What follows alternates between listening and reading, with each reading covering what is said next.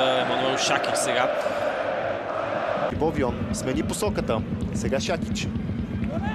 Центрира с десния крак, там Естрада бе непокрит, завъртя се, стреля! Топката е във вратата, 2-0 за ЦСКА. Ясно непокрита Емануел Шакич. Кайо Видал сега преследва своя съперник и го фаулира. А Кайо Видал ще получи абсолютно заслужен жълт картон, не толкова за нарушението, колкото за последвалата реакция. Борбата в дъното на класирането. Данил Асприля с опит. Доста нови попълнения за Берой през зимата. 11. Шакич.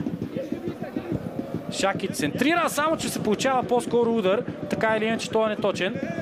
При всички положения тук Скарше му опита центриране.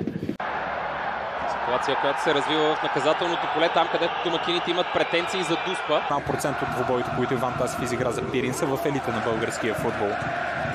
На Нестор Елмаестро готви двойна промяна, на която ще станем свидетели съвсем след малко. Фалсово подаване от Шакич.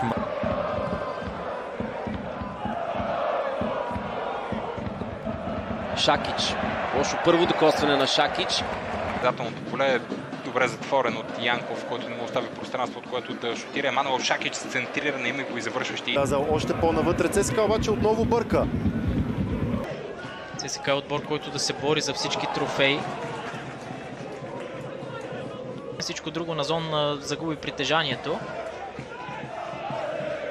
Кова. След множеството пропуски в предни позиции за ЦСКА. Не само, че не се умяха да комбинират помежду си футболистите на Етър.